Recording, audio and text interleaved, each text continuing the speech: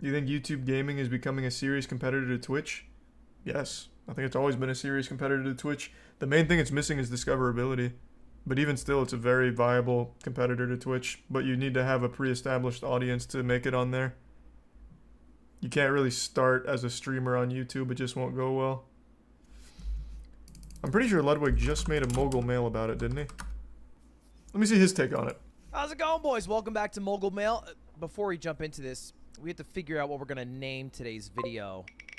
Oh, what smart. Weird dystopian title will the wheel decide for us today? Let's go. I know the answer, unfortunately. YouTube is killing Twitch. Spoilers were in the title. That just happened you might not know about. Starting with one that I feel like is not really on people's radar if you're in my sphere of creators. FaZe Swag. Yep, I knew it. Which is a real name that Swag I'm like picked. fucking omniscient By the way, here. Not Swag like. Anyway, FaZe Swag had an announcement. Right. My next chapter, the whole thing. Okay. Actually, maybe the most successful jump in the first week I've really ever seen. Again, a lot of that can be attributed to like the hype. When Ninja first went to Mixer, his first week or 2 weeks of streams had almost identical viewership to Twitch, if not higher. And then as those people start to like try the platform out other places, they leave. I'm not saying it will happen to FaZe Swag. In fact, there's a good chance it doesn't. It's just hype train, you know. It's new, it's fresh. There's a new toy in the toy box. Everyone's coming to check it out. So they're on YouTube streaming for the first time ever, watching their favorite streamer. He goes offline, they leave, and then maybe they don't come back next time he goes online, you know. It's just, again, you never know the longevity of it when you make that switch. But it works for Doc. I think Doc actually held the same viewership as he did on Twitch. I think he still holds it. And Ludwig is also still in the exact same viewership almost as Twitch. I'm pretty sure it's the same. Yeah, it's mainly for creators who already use the platform. Like I said, you're never going to do well starting as a streamer on YouTube. I didn't. You just have to have the I audience just wanna already. Be clear that there's also one thing Ludwig mentions here that I didn't really expand on too much when I was talking about it on stream, but I want to just briefly mention it here. The chats. Twitch chat is just an objectively better experience than YouTube chat. Full stop. I don't think there's anyone that would argue the opposite. YouTube chat just doesn't function nearly as well. I'm not even talking about like chat culture, like Twitch chat culture versus YouTube or whatever. I'm talking about purely from a functional standpoint. YouTube chat is just an unreadable mess most of the time, and it just becomes such a fucking chore to try and keep up with what's happening in any given YouTube chat. It's terrible. Now, I know Ludwig has his own program to solve this and make the chat better, but just from like a base standpoint on streaming platforms, YouTube's chat is a lot worse than the chat that Twitch has. is coming over, which I think adds to YouTube's gaming strategy of getting people who are in the same ecosystem, right? So they want like, you know, Saikuno, Lily, Leslie, and then they want on the other sphere like Tim, FaZe Swag, Dr. Disrespect, so that people are super moving smart over, communities are moving over, rather than what seems to happen when large creators leave is they all just go to the next biggest creator in the group. Yeah, the buying the whole community is the best thing you can do, which is what Mixer failed to realize. So after Ninja's crew, like when Ninja goes offline, there's no crew for them to go to anymore. So all those viewers are now homeless, left out in the rain with the dick in their hand. So they just go back to Twitch. Whereas YouTube's strategy is buying everyone who's already like adjacent. So that way, okay, Leslie's gone offline, but Lily's gone online, so now they stay on the platform. They figured it out. Like that was the optimal strategy. And it's working pretty well. Spamming Ripticos every single. I've had enough, man. No, I'm not even fucking kidding, dude. I've had enough. I can't even. I'm not even. I'm leaving. No way. I'm done. I'm done. In fact, I'm honestly, dude. I'm not even gonna. I gotta take a break from streaming, dude. I'm gonna lose my fucking mind, bro. And then Yikes. he changed his Twitter account name to user not found in. So that's the clip everyone's talking about. People said he melted down at the end of the stream and called it quits abruptly and left and hasn't come back. He's going to YouTube. Spoilers, like 100%. There's a 0% chance that this isn't just more fucking awful marketing here. He's just going to YouTube. His contract just ended. Hey, this is Charles from the future here. So I was half right with this prediction. You know, I wasn't fully Nostradamus or anything, but I was kind of right. Ninja announced that he's going to every platform for streaming. He's going to be simultaneously streaming on all of the platforms, and that does include YouTube, so kind of right. It's like half a W. The only platforms he's not streaming on, unfortunately, are D Live and like Rumble and shit, I guess. So he didn't go to the really niche, odd ones, but he chose most of the major ones. It's just that YouTube has terrible discoverability, so no matter what you're doing or how good you are, you're probably not going to find an organic audience from YouTube streaming alone. Have all the people you knew were moving to YouTube announced that they're moving? Yes. Now everyone that I knew was moving has moved. Everyone else will be a surprise. Though I didn't know FaZe Swag was moving. I'm just not familiar with FaZe Swag in general. Nothing necessarily. Don't LSF clips include YouTube? Yeah, of like the popular YouTube streamers. Is there an LSF clip from a YouTube streamer that isn't already a popular YouTube streamer? The LSF YouTube clips are Ludwig, Dr. Disrespect, like Valkyrie. It's not just from random people. I was kind of last few months not going that great. Whew! And then I switched over to YouTube, and here's my stats. Over the course Oh, up not until bad. August, I averaged 21,500 viewers. The last month, I averaged 29,000, in part because I had Mogul Money Live and I only streamed 44 hours. But, you know, I'm generally hovering around what I had on Damn, Twitch. 44 I would hours argue a little bit fucking higher phoned in. the- What are these hours? God damn, not a single month of like 160? Jeez, he's lost the drive, bro. Ludwig's heart's not in the game anymore. Fucking 44 hours in a month? He's on autopilot. He said, alright, I'm out.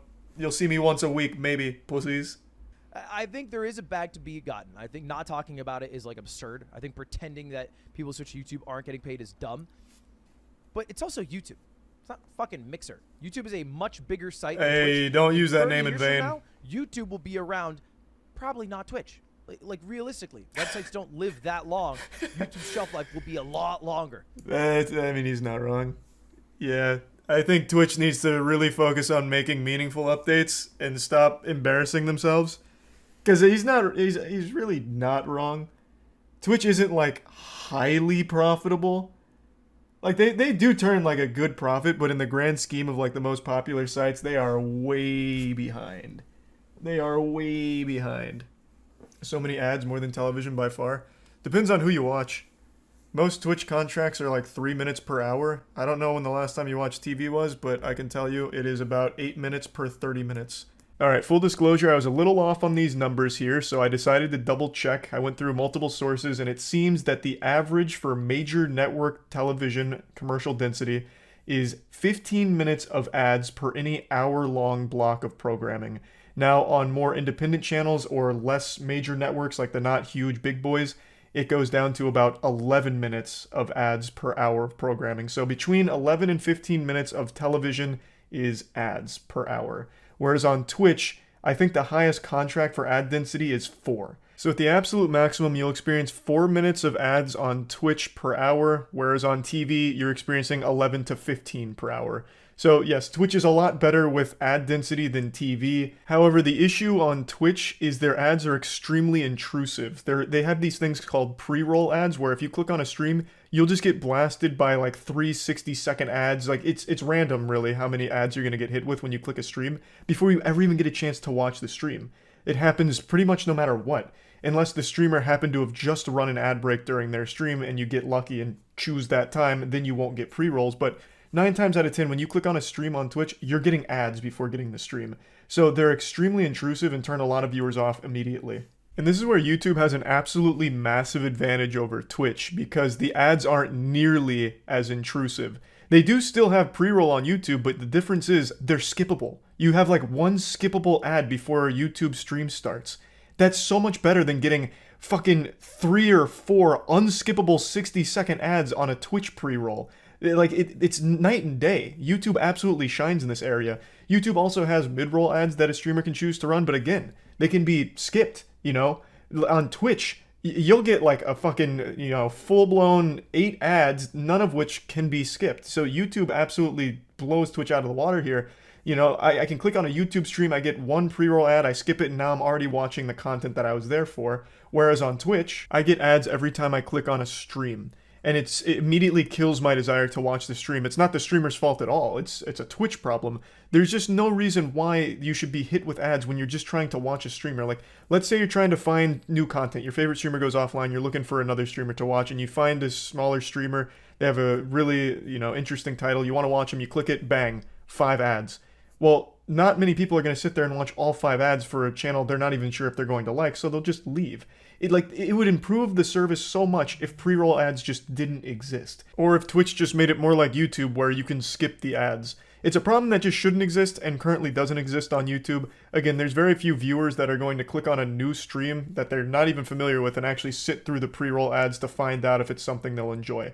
No one's going to be there pumping their fists like, yeah, The Sandman on Netflix, yeehaw. Oh shit, is this Arby's? Another ad. Whee! Oh my god, yet another ad. Let's go. Oh, now the streamer's here. That YouTube has right now, it's not who they are signing or who they're not signing. It's that they're not getting enough people switching over without signing. And I don't think we're going to see that change for another couple of years until YouTube has upped the things that they're falling behind on. Or just discoverability in chat. Twitch does what they keep doing best, which is nosediving a bit on products. And the only products are really rolling out is trying to get people to run more ads and stream more hours.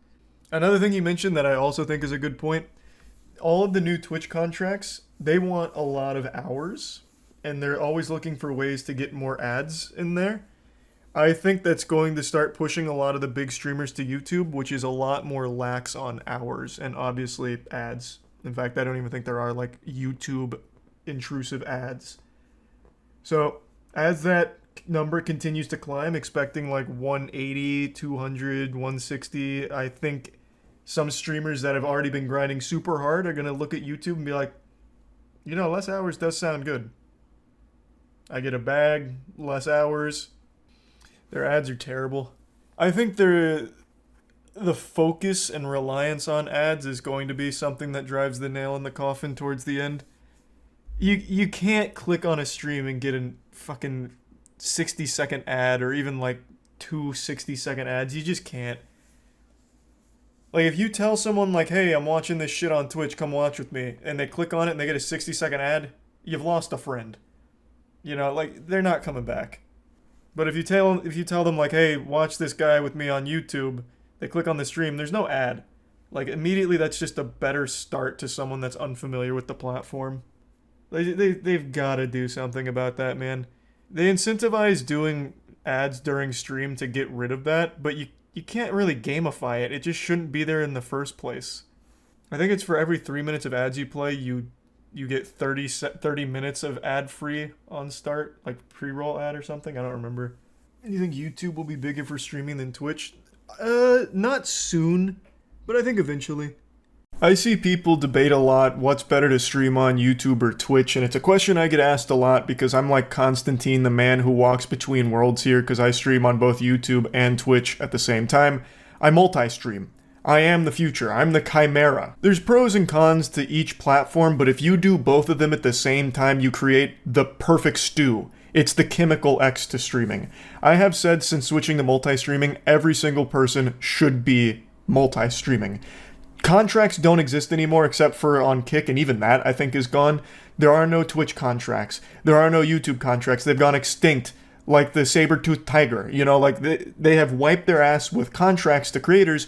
So I think you are making a big mistake if you just marry yourself to one of those platforms instead of just doing both, because you can. When people talk about this subject, they only give like the basic rundown, like the nutsack summary of pros and cons. I haven't seen anyone really go over numbers. I'm going to go over numbers. And I really think that the numbers here tell a very complete story of why multi-streaming should be the norm for streamers. It's in their best interest, and for viewers too, because then viewers have a choice on, do they want to watch it on Twitch where they're going to have a much more interactive chat experience, or do they want to watch it on YouTube where they don't care about the chat experience because it's a lot more dog shitty there. It's basically non-existent chat culture on YouTube streaming, but the playback is a lot smoother, a lot higher quality, and you can rewind it, which is a nice quality of life change. Also, it's a lot better on mobile. Twitch on mobile has been a fucking disaster for me for as long as I've tried to watch Twitch on my phone. Also, the ads on Twitch, they're getting outrageous. YouTube streaming doesn't have nearly as many ads, which is a nice breath of fresh air. Like, there are real pros and cons to both, but these are just the basics. And these talking points have been worn out more than my bussy after eating anything with spice in it. So I'm not just going to be Baby Bird vomiting the same talking points you've heard a million times. Instead, I want to show you the numbers. I want to bring up my biggest, most profitable stream I ever did on Twitch and then break it down a little bit. It was in 2022 when Moist Esports won the Rocket League Major, the Spring Major, still one of the best moments I've ever had streaming.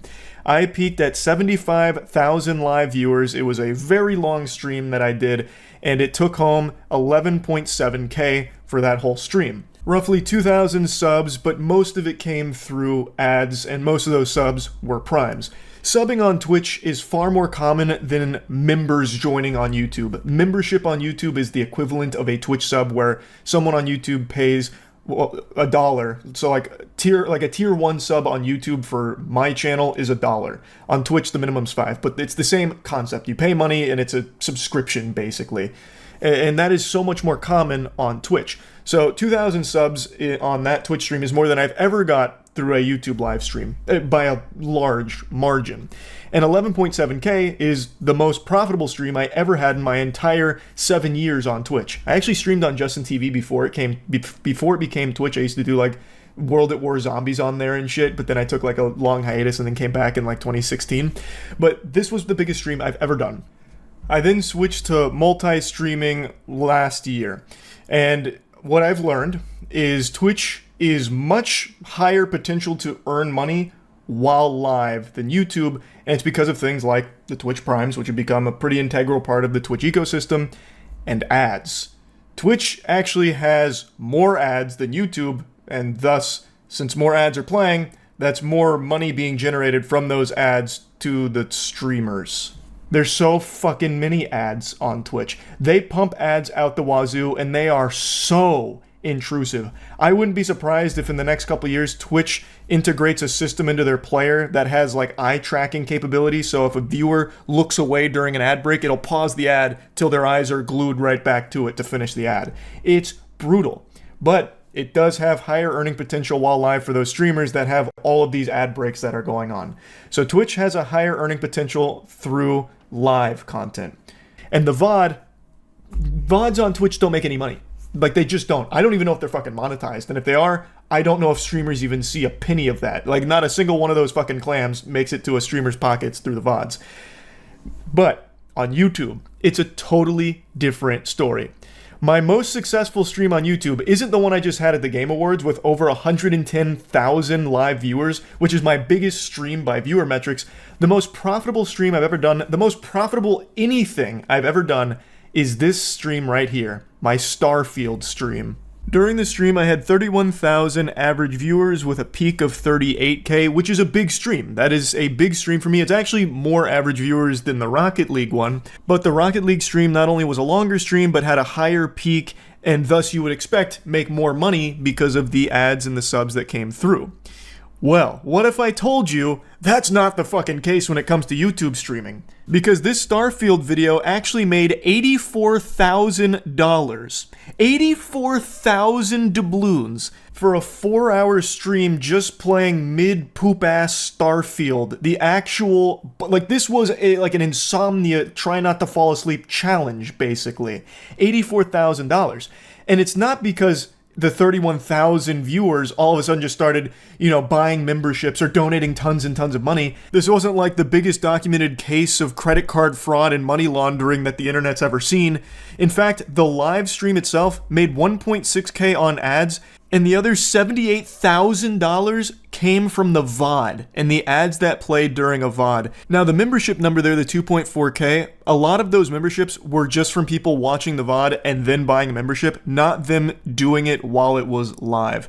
Also, the supers and gifts, I'm pretty sure that is live. So you can add the 1.6K plus the 1.6K on the supers, so the 1.6K from the live ads plus the super chats, And let's just go ahead and be generous and say like the live stream while it was live made 4K.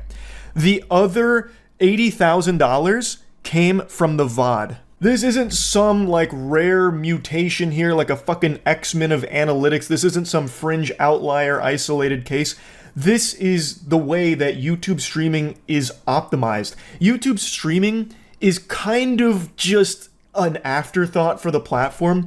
YouTube has always been about VODs, the videos itself. So when you finish a stream, it becomes a VOD, and that enters into the YouTube algorithm. And YouTube is extremely efficient at monetizing VODs. So finishing a 4-hour Starfield stream, it immediately saved as a VOD and made tons and tons of money through the VOD. Whereas on Twitch, I don't even think VODs are monetized. And if they are, it's not the creators making the money from the VODs, I don't think. YouTube is a totally different story. You don't make as much money while you are live from people buying memberships or donating money or anything like that. And their ads aren't that frequent on YouTube live streams, thank heavens. But what you miss in live revenue, you make up for with VOD revenue 10 times over.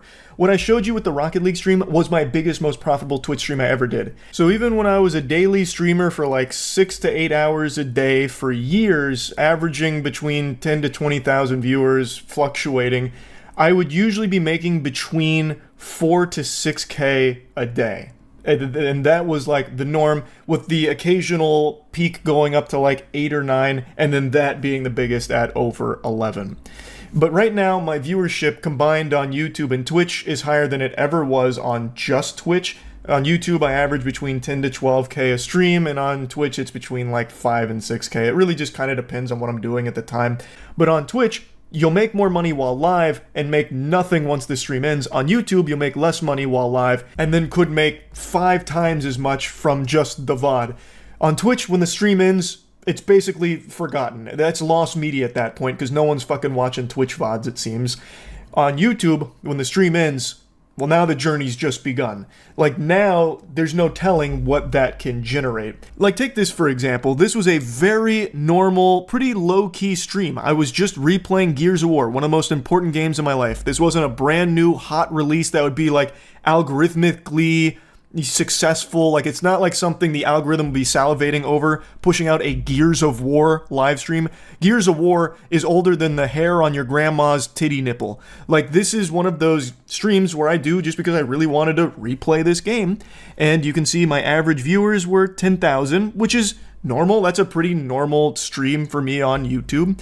But the VOD now has 1.6 million views and has made over $20,000. And of course I was multi-streaming, so I can pull the Twitch data as well here. This exact same stream made $1.4 thousand on Twitch. The difference is substantial. Now you can see again here in the data, the live revenue, 802 while live here, plus again, memberships and supers aren't really indicative to what was live because some of those could have been from people watching the VOD, and it calculates here post-VOD. But regardless, you can see that the live revenue was less on YouTube than it was Twitch, but the overall revenue is substantially higher on YouTube because of the VODs, which is something Twitch just doesn't really have, which is why I think you should just do both. Your potential to earn while live is much higher on Twitch, but your potential to earn through VODs is astronomically higher on YouTube, so you're really doing yourself a disservice if you don't just do both. And again, it is a positive for viewers too, because they'll be able to choose the platform they want to watch on, as opposed to having to roll their eyes and be like, oh, my favorite streamer's on YouTube. I hate the fucking chat there, but whatever, I guess I'll watch, or maybe I won't. I really hate YouTube streams, or vice versa. Oh man, my favorite streamer's only on Twitch. He went from YouTube to Twitch, and I just don't like Twitch. I'm not a fan of it, and I guess I'm just not going to watch him anymore. I'll just wait for the VODs on YouTube when he posts the clips. Like, now they have the option of just being on what platform they want to watch the stream. And there's a lot of streamers that are making the switch to multi-streaming.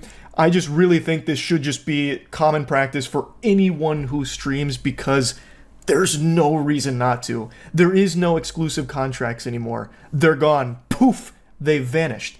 And that's great for streamers and viewers alike, honestly. I used to think contracts were the future for streams, but that was until I realized just how efficient multi-streaming is from both a streamer and viewer side. There are just endless examples I can give in my time multi-streaming. Like, here's another super normal one with me playing an indie game that I really like called Another Crab's Treasure. Fucking Crab Souls, absolute banger of a game, but it's not like this stream was doing crazy numbers, right? Like, the movement on this stream wasn't anything, you know, unfathomable. Average 13K viewers, but the VOD now has over 2 million views, and it's made over $30,000. And to show this same stream what it did on Twitch, the numbers that it put up over there, it did 1.3K during the live stream, and nothing from the VOD. I can go on and on with the crazy numbers that YouTube stream VODs are capable of putting up. Like, here's me just playing Liza P, fucking Pinocchio Souls, 16,000 average viewers, and the VOD has made over $51,000. I just don't think there's a very good argument to only streaming on one platform. There is no reason you shouldn't just multi-stream. Your viewers are going to pick the platform they most prefer, and I think that it's nice to at least give them the option of choosing that for themselves too. And again, the potential for the streamer is pretty huge. So yeah, anyway, hopefully this was helpful for anyone out there that's trying to decide what platform they should stream on. I think it should just be both. That's my advice, and to any streamers out there right now that are only streaming on either YouTube or only on Twitch, really think you should just come in the middle and hold hands with both platforms and just, you know, like the commercial, why not both? I really think that it's probably a good idea. I do want to say though, regardless of what platform you're on, it's a very saturated market, so it's going to take a lot of luck. I've said this since the beginning of time, I'm not special. I got lucky. You could be making the best content the world's ever seen, turbo cheek clapping, slapping, banger, heater after heater, but at the end of the day, it's all about having that one lucky break that puts it in front of people's peepers and gets them interested. The only thing you have control over is the consistency. So that way you'll have like a catalog of videos that people can go back and watch after they might find that video that popped off through luck. So that's really about it. See ya. I don't understand what's going on. Perhaps the ozone layer is fully withered away, but instead of being blasted by intense heat and sun rays, we're being blasted by drama right now. It has been about 8 days of non-stop crazy shit happening all across the World Wide Web. I'm not a meteorologist, but I'm just going to make a prediction that this isn't the last of it. The rain will continue to pour until it floods. It's like the movie Snowpiercer with that perpetual motion train, the train that never stops. That's what we're in right now, except our train is powered by drama. So we have to keep shoveling drama into the train like coal in order to power it. With the rate all of this internet drama is going, I wouldn't be surprised if tomorrow I woke up to an Instagram live of Mark Zuckerberg unzipping his fucking face and revealing that he actually is a reptilian lizard man. It hasn't even been 2 days since I made a full breakdown on all of the Twitch drama, and already 1,000 new things have happened over there. But that's not even what I want to focus on with this video here. I just want to talk about the last 8 days worth of stories that have come out outside of Twitch as well. Because it's not all localized to Twitch situations. However, I would argue that this was the patient zero here. This was the genesis of all internet drama over the last 8 days. All starting with Shit Camp. That was like the nexus event for us. And from there, the cup runneth over. So all of the controversy that started on Twitch started leaking out elsewhere like a plague. And then all of a sudden, drama from all places on the cyberspace, the cyber realm, started to surface. And it's just been almost indescribable. It's like reading a book, and by the time you finish it, the sequel has come out. And then by the time you're halfway through the sequel, the next sequel comes out. And then before even getting to that follow-up third entry into the trilogy, the fourth and fifth book have come out on the same day in a surprise double drop, double fist. It's just overwhelming, almost daunting to try and get a handle on all of it and keep up. Like a toilet that blew up and now it's just spewing shit non-stop. So let's just go ahead and start with Twitch, since I already made that video breaking it all down and a lot's changed and a lot's evolved since then. So I briefly mentioned a very serious thing that happened on Twitch involving sexual assault, a potential cover-up, all kinds of moving parts to that story. That's not something I treat as goofy drama. So again, I'm not going to go into super big detail on that whole situation, but I will say that story has had a lot of twists and turns to it, where now all of a sudden The focus isn't even on the victim of the sexual assault or like the perpetrator accused of committing it. It's now shifted entirely to big streamers just pointing their fingers at each other and calling each other names and throwing as many debate term buzzwords at each other as they could possibly muster. And it is just kind of a mess. I, again, don't really treat this super lightly, so I'm not going to talk too much in detail about it. I'd recommend listening to Adriana Lee, the victim of the case, and get it from her. I know that was pretty brief and a bit vague, but I think that situation is one that is very serious and deserves to be treated with quite a bit of respect. And in this video, I'm just going over like a lot of wacky shit that's going on. There's nothing wacky about all of that. So moving on, let's get into something that is wacky. Twitch killing itself. I made a whole video yesterday talking about Twitch's new policy update and how it could very well bury the platform, and only a few hours later, there were already big streamers talking about how they most likely won't stay on Twitch should this new policy go into effect. One of the biggest ones is Jerma. Jerma is one of Twitch's most creative streamers. He does some of the best events the platform ever sees. He has a massive audience, and this is what he had to say in response to the Twitch announcement. If I am forced to run ads on this platform, I will leave this platform. 100%.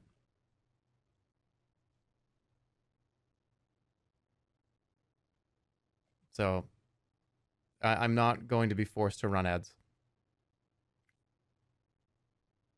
Now, here's the thing. Ads do play, pre-rolls play, and I don't really have that much control over that. I do have control over if one essentially runs while you're sitting here. And I don't want to do that. I don't want to run ads.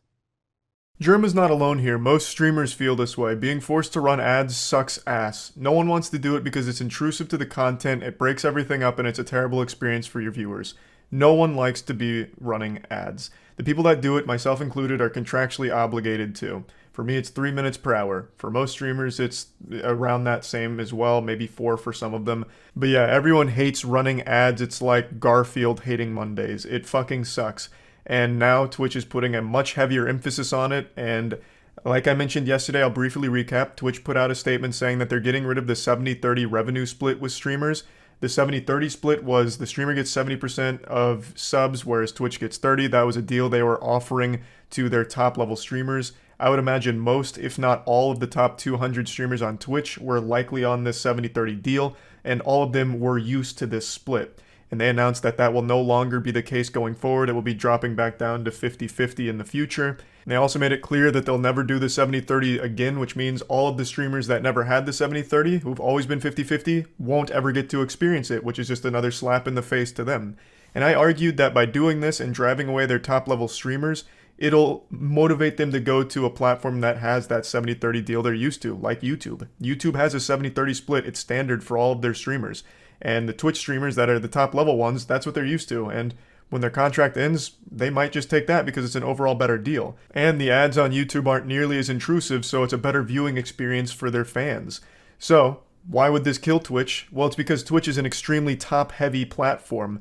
According to a 2020 statistic, the 0.1% of Twitch streamers control 74% of all the watch time on the entire site.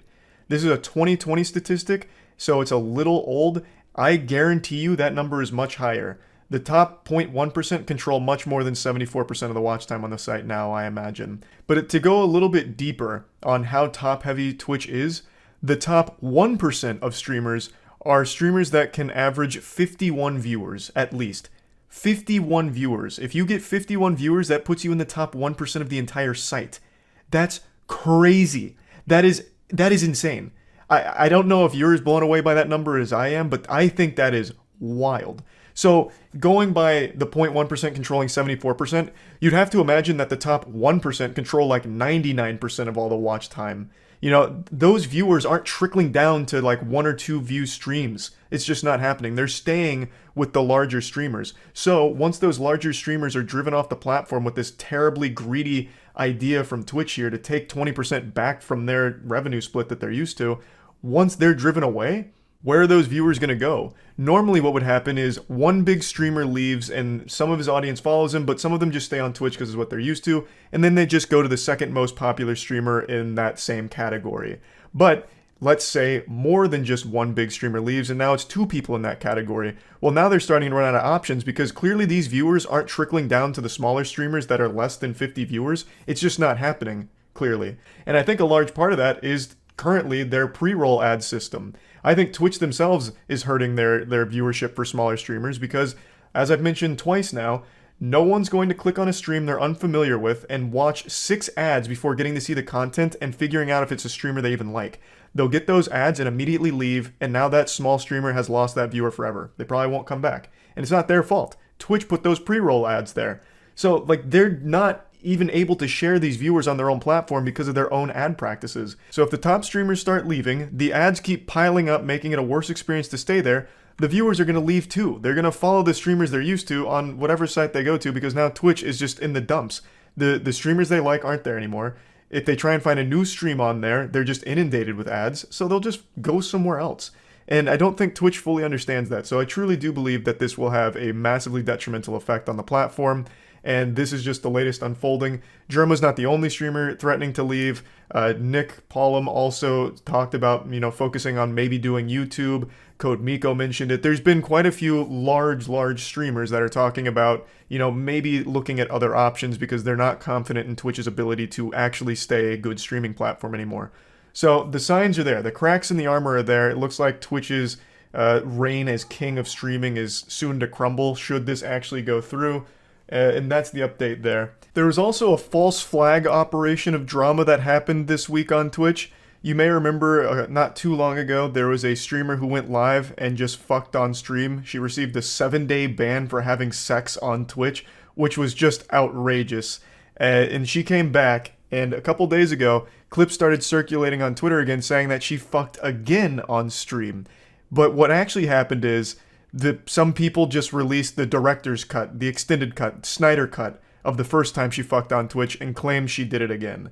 So people were a little misled there. She still only fucked on stream once, but she may do it again any day now. But right now, it's just once. Now let's move on to some butt plugs and anal beads. This is the follow-up to the Hans Niemann versus Magnus Carlsen cheating allegations, where a large part of the community is talking about how Hans Niemann may have cheated against Magnus Carlsen in a tournament where Hans Niemann beat him. Magnus Carlsen's the best chess player in the world, and people have accused Hans Niemann of having anal beads in his asshole that vibrated to give him the best moves to use against Magnus and defeat him. They believe that there was a chess bot programmed into a butt plug that was firmly planted into the colon of Hans Niemann during their match that basically just gave him the cheat code to beat him. After these allegations came out, the two met each other in a tournament where Magnus Carlsen forfeited against him immediately after the second move, thus continuing this soft accusation of cheating. And today, Magnus Carlsen was finally directly confronted about it. They asked him straight up, "Why did you resign against Hans Niemann?" And he said he'd like to give his opinion on it and say why he did it, but he can't yet. And then towards the end of the interview, I can't show you this because, like I said, chess is very cutthroat with their copyright. Towards the end of the interview, he lays yet another breadcrumb in the Hans Niemann cheating accusation. At the end, he said he believes Hans' mentor, Maxim Delugi, must be doing very good. Now, Maxim Delugi is a chess player who was accused of cheating. And as I understand it, was even kicked out of a tournament mid-tournament for cheating accusations. His name kind of lives in infamy. I was unfamiliar with this player until this interview, and I was reading up on them. It's a player that has a lot of controversy surrounding him and cheating. This obviously got the chess community pretty fired up here because that can't be a coincidence that he would name drop that player knowing his history. So everyone believes that Magnus Carlsen is gearing up to finally speak about his thoughts on Hans Niemann and his play, whether or not he's cheating or this and that. So that's the latest little scoop there. And now let's move on from everything Twitch related. Anthony Fantano versus Drake. The Melon versus Drake. Anthony Fantano is the biggest music critic on the internet, and he is hated by a lot of people for his opinion on music, including artists themselves. But none have embarrassed themselves quite to the same level Drake did. So Fantano made a joke saying, "Drake sent me a DM with a vegan cookie recipe." And in response, Drake, he doesn't want to look sensitive. Like, he's not a vegan. Are you kidding me? This is a man's man. He'll He'll fuck a girl's pussy while also fucking her butt at the same time with his double dicks. Like, you know, he doesn't want anyone thinking he's sending vegan cookie recipes to Anthony Fantano. How soft can you be? So, in response to that joke from Anthony Fantano, Drake himself leaked his DMs, and what he actually said to Anthony Fantano is this. This isn't Photoshop, this isn't smoke and mirrors, not make-believe, not clickbait. Drake himself posted this on his own Instagram story, thinking that it was like a slam dunk, but it just bleeds insecurity here. This is clearly a reference to Anthony Fantano himself, the light to decent one thing, so it shows that Drake like actively watches him, and I really get the impression Drake just scrolls through Twitter and reads all kinds of opinions about him, because he always seems so hurt when someone doesn't like him. It's crazy how insecure Drake comes across from time to time, and shit like this is so embarrassing. What a fat fucking L. I can't believe Fantano has beef with Drake, and that Drake is playing ball with it somehow and doing such a poor job of it. So, I mean, this story's not super deep or anything, it's just really goofy and I wanted to bring it up. Another thing that came out only a couple days ago is Adam Levine of Maroon 5 having an affair with an Instagram model, even going as far as to ask the Instagram model's permission to name his upcoming baby after her. Now, apparently there's more than just one person that he's allegedly had an affair with or cheated on his wife with, but the only one that I've seen come forward with like a lot of stuff is an Instagram model named Sumner, and the texts, the DMs have gone viral as a meme format because this guy flirts like a fucking Redditor. Don't just take my word for it though, listen to this silver-tongued devil yourself. It's truly unreal how fucking hot you are, like it blows my mind. You are 50 times hotter in person, and so am I. Ha ha ha. And then you also have this timeless classic. This one is what's become a big meme on Twitter. Holy fuck. Holy fucking fuck. That body of yours is absurd. Bro, that body is... it makes no sense. Bro, that body straight up goes wacko mode. Your body is a scientific anomaly for which I cannot calculate. It makes no fucking sense to me. I can't empirically prove why your body is so good. And then, of course, you finish strong. This is like mid-nut. I may need to see the booty. Fuck. Adam Levine really channeling his inner pirate there. About to plunder that booty. And that's where the story's kind of at right now. It's only been like 2 days here, so that's still developing. But anyway, these are like the main stories. There's been quite a bit more than this, but it's not like huge stuff nor goofy stuff. This has just been like the main things that I've been following and seeing. So I just wanted to at least bring everyone up to speed here, give you the little update here, and that's about it. See ya. Today, Mixer dropped a surprise announcement by saying it's shutting down, they're giving up, and even more so than that, they're closing the doors and lighting the entire fucking thing on fire, because they're not just closing the company, they're taking all of the streamers from Mixer and moving them over to Facebook Gaming if they choose to go, which is a fate worse than death, so it's actually just spitting in all of their faces.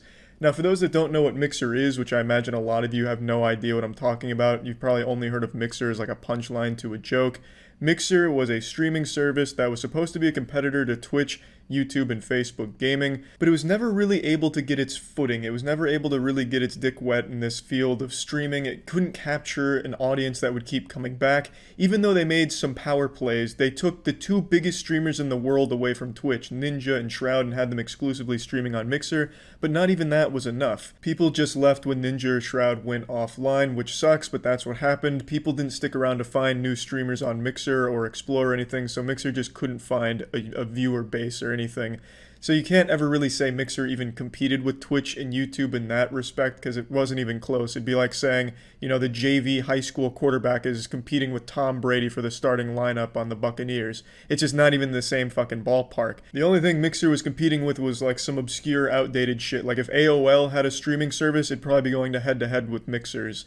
It just didn't take off. Even though they did take the biggest talent in the streaming field and put it on their platform, it just didn't work. And I honestly think it's a shame. I made it clear when I talked about this after they took Ninja and Shroud. I don't like Mixer just because I don't like the layout of it, but I liked that it existed. I liked that it wanted to compete because Competition, especially in something like streaming, is absolutely great for everyone who streams or anyone who watches streams. As I'm sure all of you know, competition is the best thing there is when it comes to business because it forces companies to improve and actually listen to consumers, otherwise they risk losing them to a competitor that is. And that's what I thought Mixer could be for something like Twitch, where Twitch was having a lot of problems and it wasn't listening to its community, but now Mixer had just taken their two biggest stars away from them. Maybe that would force Twitch to, reevaluate how they run the site.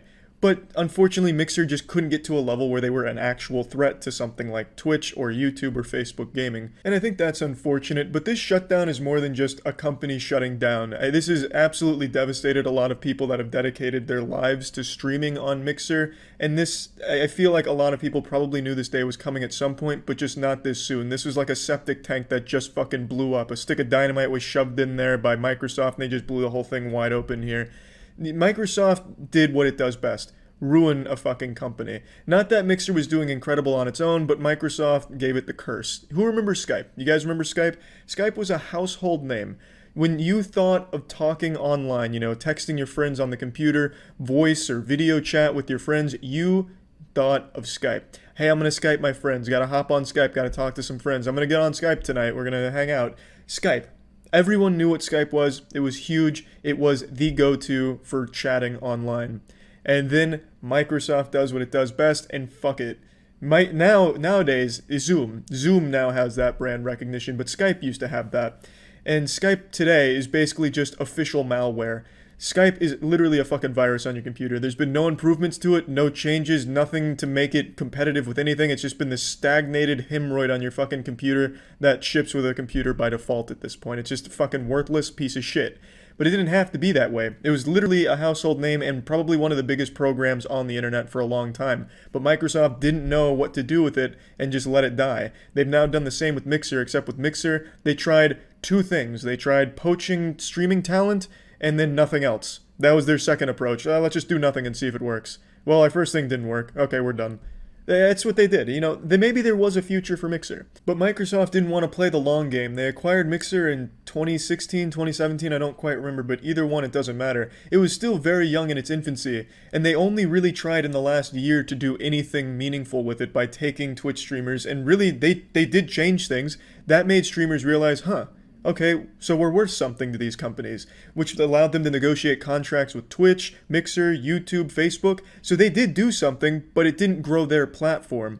And that, or at least it didn't grow it as fast as they wanted it to. They were trying to fucking speed run streaming services here without ever putting in the actual work to organically grow it, and then they gave up. It didn't even take a full fucking year. Ninja and Shroud, they are kings in this right here. They fucking came out like an actual goddamn god. They got a huge deal to exclusively stream on Mixer. They kept their Twitch accounts. They didn't even have to stream on Mixer for a full year. And now Mixer is closed and had to pay their entire contracts in full and can go right back to Twitch. They have the freedom to go to wherever they want and they'll likely go back to Twitch. That is huge. So congrats to them. But it really fucking sucks for all the smaller streamers on Mixer that didn't get partnered by Mixer or did get partnered by Mixer, dedicated everything to it, and now have nothing except the, hey, why don't you try Facebook gaming? That's like getting a Jelly of the Month Club membership that you have no desire for. It's just worthless. And they just let everyone know over a Twitter post. They didn't even have the decency to reach out to, their top Mixer talent and be like, hey guys, look, this is what's going on. We're going to need to figure something out together. They didn't even do that. They just fucking dropped it on Twitter. And then if you went to Mixer after that announcement, almost every stream on there was fuck Mixer, with the people crying, literally crying, because, they dedicated their lives to Mixer, investing in the potential, the possibility that Mixer could be an actual competitor to the big boys, and they must have fallen in love with something specific about the platform that now they just got fucked out of, with no warning, and that's terrible. Now, I imagine everyone on Mixer will probably go to Twitch, and I imagine their viewership will actually probably increase because, Mixer, again, was really struggling in that regard, so it could be a net positive for some of these creators, but that's down the line. Immediately, their live, it's come to a screeching halt because of this decision out of the blue with no warning. So now they have no plans and no preparation that they're going to have to figure out where to go from here. And I can tell you where they're not going, Facebook gaming. 100%. I can tell you the majority of those people are not going to Facebook Gaming. Even if the platform looks appealing to them, out of pure principle after what Mixer did to them, they will not be joining Facebook Gaming. I can almost assure you of that. And especially when Facebook Gaming has a program called Level Up, that shit's terrible. That has like no actual relevance to what I'm talking about, but I hate when these companies use like gamer terms to talk about shit like this is the Level Up program, this is the Prestige First Edition program. I hate that. It shit's embarrassing. At least with Twitch and other things, this is a subscribe. These are bits. That's about it. No goofy fucking Discord jargon. Oh, this is the High Elves Sprinkle Dust.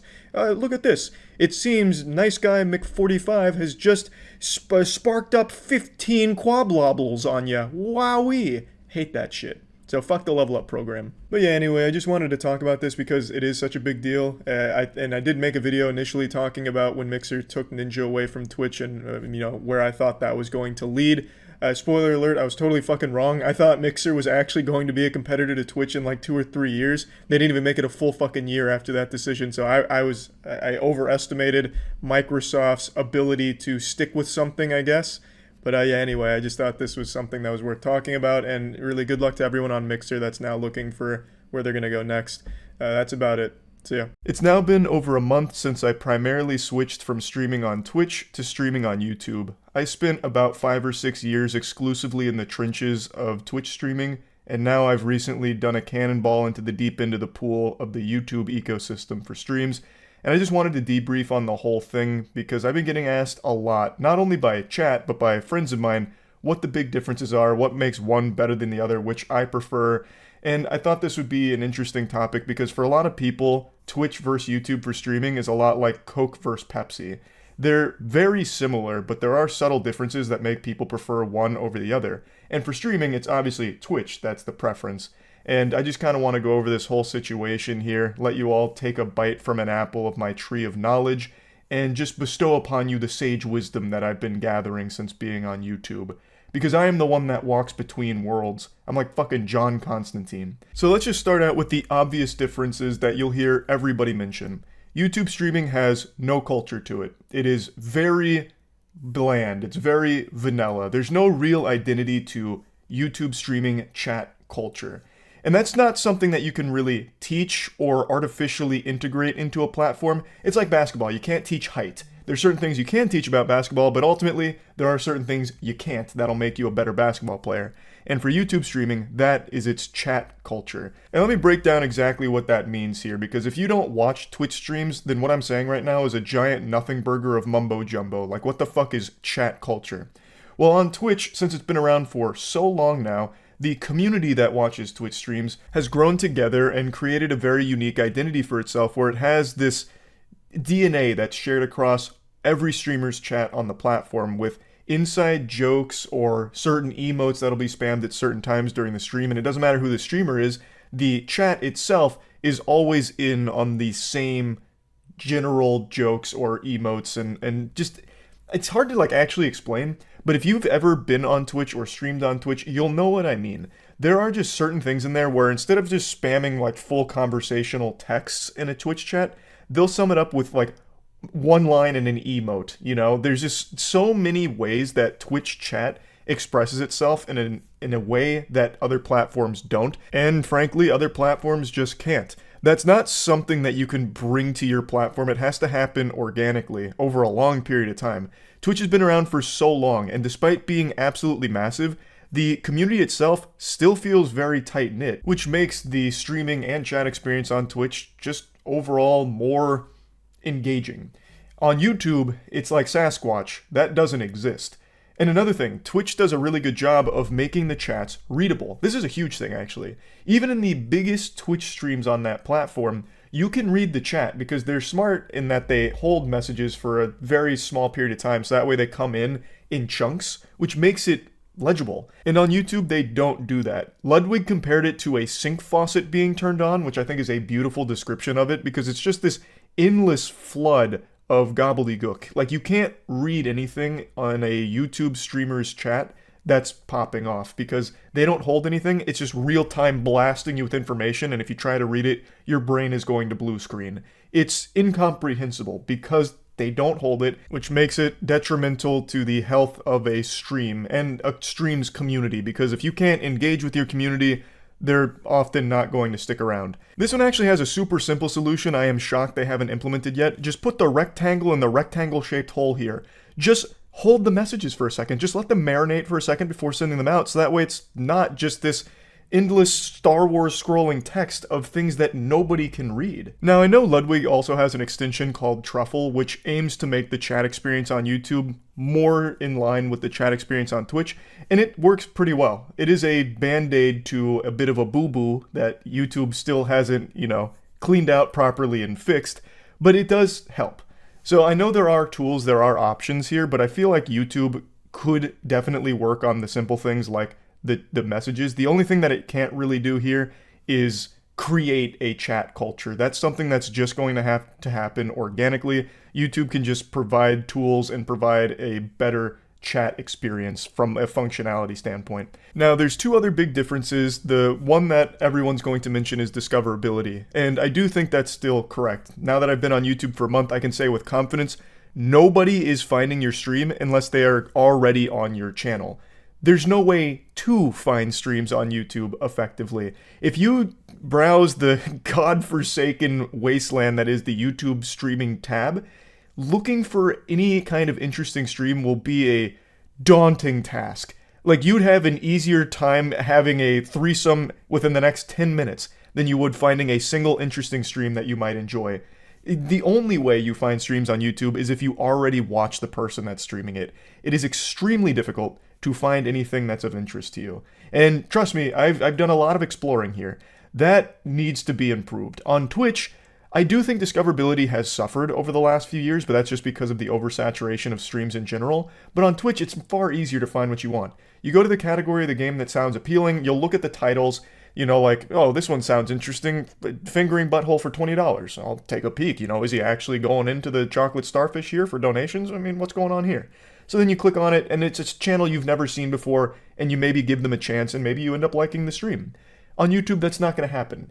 You just don't have that happen. It currently just feels like streaming is a bit of an afterthought here. There are some problems that I think could be addressed and could be fixed pretty quickly, and this is one of them. It's been in a pretty bad state for discoverability since its inception. It really feels like it's a secret. Like YouTube is keeping streaming a hush-hush whisper, like just a secret functionality. I think there's a large number of people that don't even know YouTube streams exist. I really think that. Because again, the only way new faces can even find a stream is if it somehow gets recommended to them. And in that case, it's just a gamble. You just have to hope that for some reason you made it into their algorithm and then they saw that you were streaming and maybe wanted to give it a try. But other than that, you're not really going to be seen by people that don't already know of your existence. So as a new streamer just starting out, YouTube is absolutely not the platform for you, I don't think. You'd be streaming to a fucking graveyard. Now, there's one other thing I think Twitch does significantly better than YouTube, and then I want to get into what I think YouTube does better than Twitch. But on Twitch, subscribers is done much better.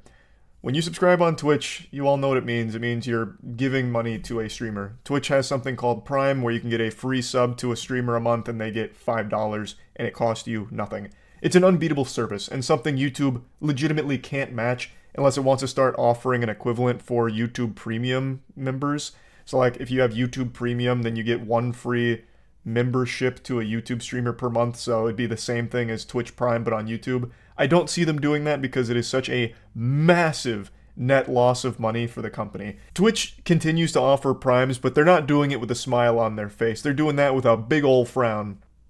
Like the fucking fattest frown of all time. They're praying that you don't remember to use it, because when you use it, it just costs them money, and they get nothing in return for it other than just offering a legitimately unbeatable service, and it's good for the streamers, and it keeps a lot of streamers sticking around because the primes, I mean, that's a tough thing to beat. So YouTube doesn't have that, but another thing YouTube doesn't have is an identity to its memberships. When you hear subscribe on Twitch, you immediately know what it is. When you hear membership on YouTube, you're left scratching your head going, what are you talking about? Because even when you're looking at the stream, there's no membership button. But then when you're actually watching the stream, you'll notice there's no such thing as the membership button. It's a goddamn lie. What you need to locate is the join button, which in and of itself is kind of in a suboptimal location. It's right next to the subscribe button there, and on mobile, good luck finding that. It's a game of Where's Waldo. But then you click the join button, and then you become a member. But why call it join? That's very confusing. That's super convoluted. Like, if I didn't know what that button did, I would never touch it. I'd avoid it like the plague. Because what are you joining? You joining a Discord channel? You joining the anime club? Like, what are you joining? Joining a newsletter? Or joining a community tab for the channel? Like, it doesn't tell you what it actually is. It should just be called membership or something. Like, it should show you exactly what it is. Because right now, it's a mystery game of what join does, and nobody plays the game. No one's clicking that button. Now, those are like the major differences that I think Twitch does better than YouTube, but I want to talk about some of the things I think YouTube does better than Twitch, because there are a few. The biggest one for me, and I think it is an incredible quality of life change to streaming that I think is a great thing for viewers, it's the ability to rewind a stream. So, on any YouTube stream you go to, you can go back. You can go back and see what you've missed and catch up that way, or just watch like parts of something if you missed a little component of it. You can go back in a stream, which is fantastic. And it's also good for streamers because then new viewers that come in while you're streaming won't inundate you with questions you've already answered, or won't inundate you with questions about something that you've already done earlier in the stream if they can just rewind it and check before they ask. I am a big fan of the ability to rewind streams, and another thing I'm a huge fan of on YouTube, as opposed to Twitch, is the bitrate. YouTube allows you to stream at a much higher bitrate than Twitch. I can't believe Twitch is still currently limited to the bitrate that it's at. YouTube doesn't have that problem, so streams generally are looking better on YouTube. That one's super simple. It's just on the technical side of things, YouTube streams look better. I also do think that it runs better on mobile. Twitch mobile to me has been an absolute fucking joke of a service for a long time. YouTube mobile works really well, and that includes watching streams, at least from the few times I've watched streams on my phone over the last month or so.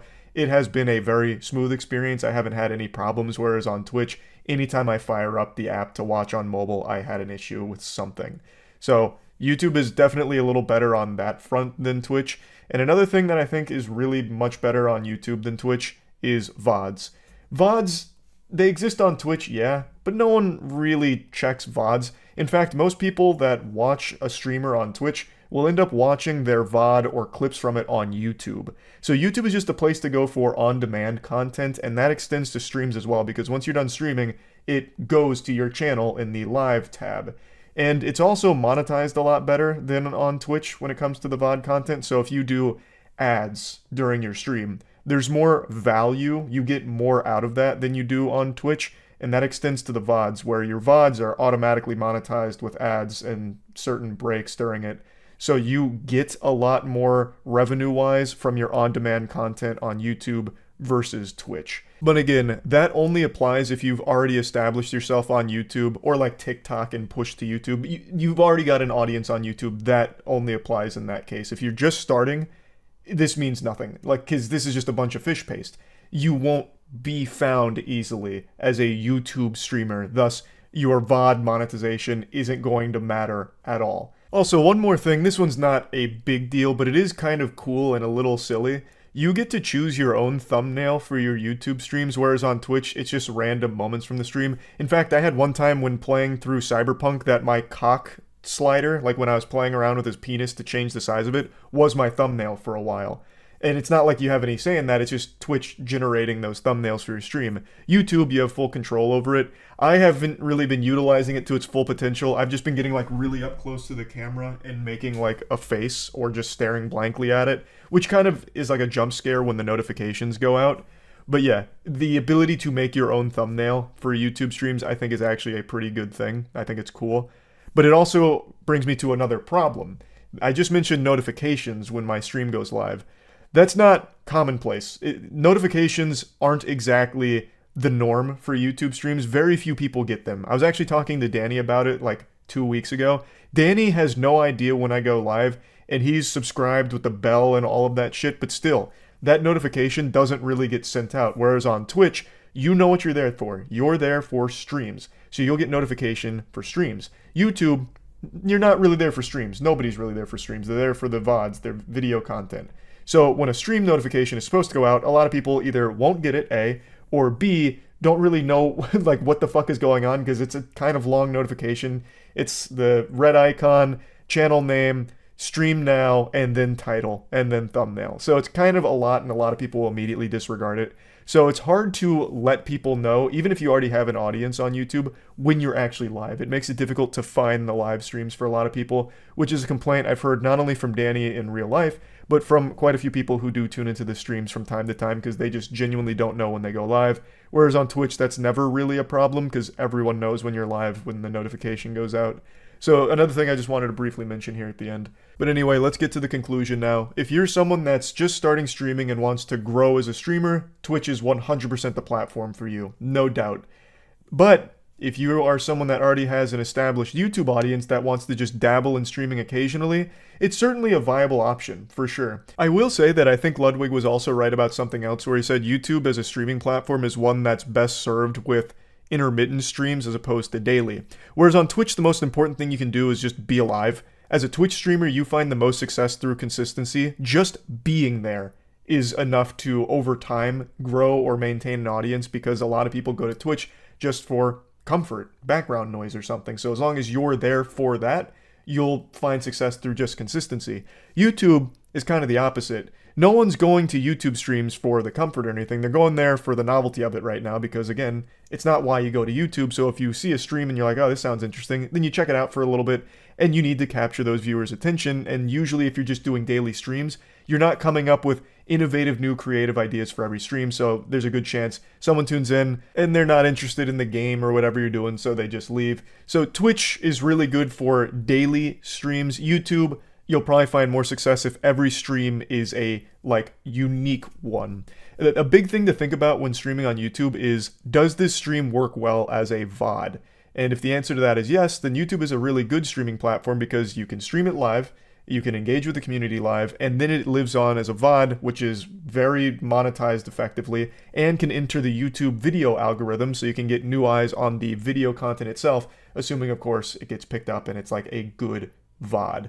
Twitch, that doesn't happen. Once the stream is done, very few people are going to look for the VOD on Twitch. They'll look for it on YouTube first. So all in all, my impression on the big picture thing is anything that works really well as a live stream is going to perform better on Twitch than YouTube, most likely, because more people outside of just your core audience can find that content on Twitch while it's live. But once that live stream is over, that VOD content will work much better on YouTube than it will on Twitch because, again, no one's really watching VODs on Twitch that often. Most of the time, it's getting eyes on YouTube, and YouTube itself can pick it up, and they do monetize it in a much better way than Twitch does. So that's kind of the overall impression of everything I've had so far on both streaming platforms. Again, I've only been streaming on YouTube consistently for the last month and a half, whereas I spent 5 years on Twitch. So maybe my impression of YouTube will change over the next few months or the next year or so. We'll see. But I just wanted to report on all of this. I will say that I think YouTube streaming right now is a lot better than it was when I streamed on here 6 years ago or whatever it was. They have made a lot of improvements, that's for damn sure. But there's still a lot of wiggle room here for more improvements. There's still a lot of room to grow for them. So yeah, just wanted to put all this out there. That's really about it. See ya.